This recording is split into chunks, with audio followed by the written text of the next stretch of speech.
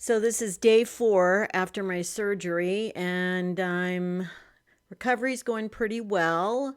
When I smile, you can see it's a little lopsided on this side over here, but it's going well. I'm not really in any pain, just feels weird, and I'm having to take antibiotics and do saltwater swishes and take an antihistamine, and I can't sneeze and I can't blow my nose.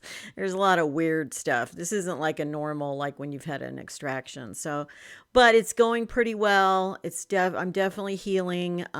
So that's good news. Yay. So in a minute, I'll tell you everything, kind of not everything, but I'll tell you the highlights and lowlights of what happened to me. But first, I want to just say a big, giant thank you to all of you who supported me with your words, and those of you who supported me with donations. It really, really meant a lot to me. Some of you wrote some very lovely comments and support, and even people who weren't able to donate. Totally understand that, and I totally appreciate your words of support. And I really appreciate all of you who stayed with me through this process. I did lose a few subscribers, and I expected to lose a lot more, actually. So I'm very pleased that I only lost, less than probably a dozen. So that's, in the final count. So overall, that's good. But hopefully we can go onward and upward from here and do better on this. So I do want to say a big thank you to those of you who were able to donate. I cannot tell you how much your generosity meant to me.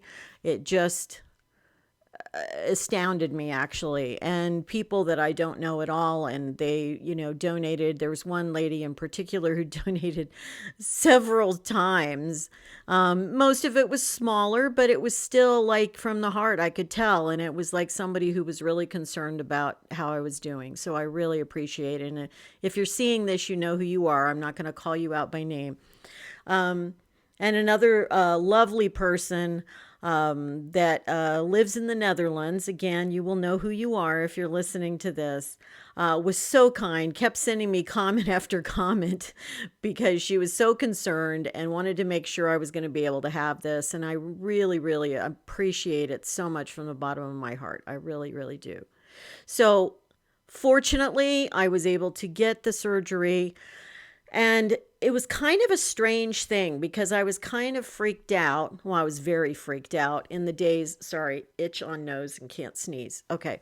I was very freaked out in the especially the week or two before I had the scheduled surgery, because I was nowhere near the amount of money I thought I was going to need. And I was basing that on a dental office I'd gone to in another city, and also from even the office in town here, where the same surgeon that did my surgery would have been coming to do the surgery like later in February if I could have waited that long.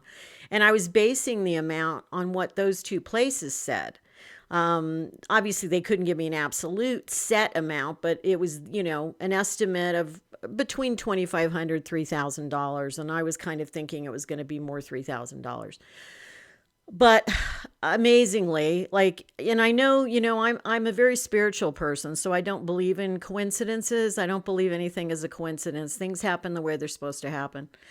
And interestingly enough, probably based on a lot on the kindness of the surgeon, who I don't think charged me as much as he might have, let's put it that way. The cost was about half of what I thought it was going to be. And so the end result was that I ended up, through the GoFundMe and through some private donations that people made, I ended up really just having about what I needed to cover this. And that's amazing to me. I mean, it's almost a miracle to me.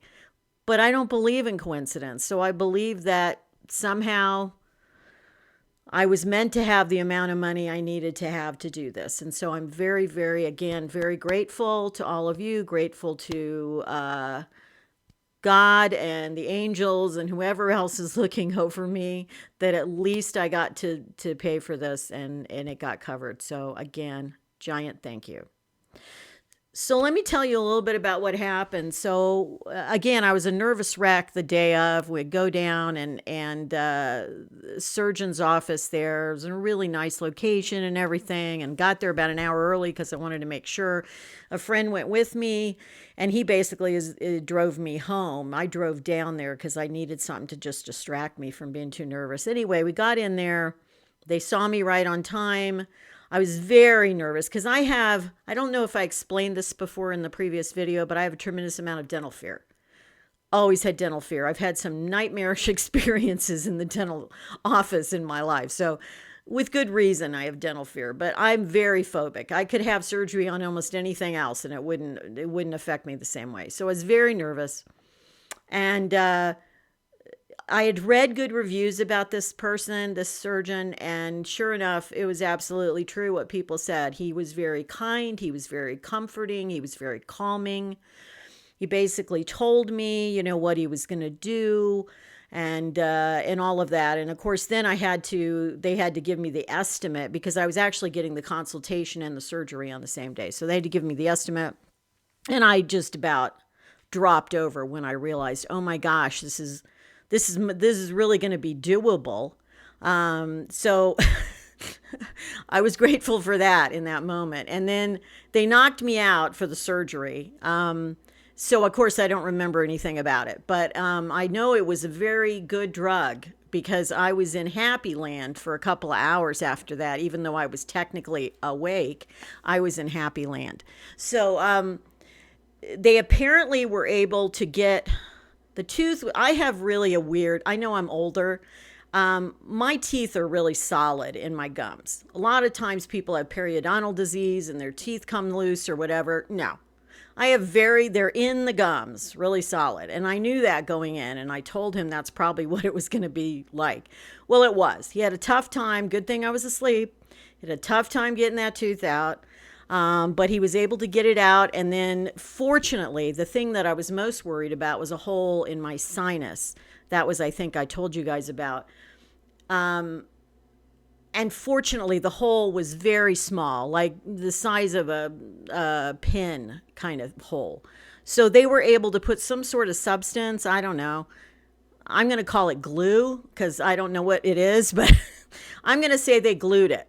And that they said that I just have to take precautions, don't sneeze, don't blow my nose, that kind of thing for at least a week. Maybe I'm going to try to make it a little longer than that to make sure it doesn't come open. And everything was all fine and good. And so I got rolled out of there and we came back and I had to drive about an hour and a half back. And the only thing that's distressing to me is when anytime I've had dental, like a tooth pull, which has happened. I've had my 4 wisdom teeth taken out when I was like 22, and I've had, I think, 3 other teeth taken out. I bleed tremendously. Like when they say you're only going to bleed for 2 or 3 hours, no, I bleed for at least double that, maybe even triple that. So I ended up that night having to actually, they tell you to use a tea bag and wet it and then put it around in gauze and then bite on that. And I had to do that a couple of times to get the bleeding to finally, simmer down. So that was the most distressing part, really, that first night. But anyway, the pain has never been really bad. Things are going okay. And, that's that. I mean, I can tell the difference just in my system.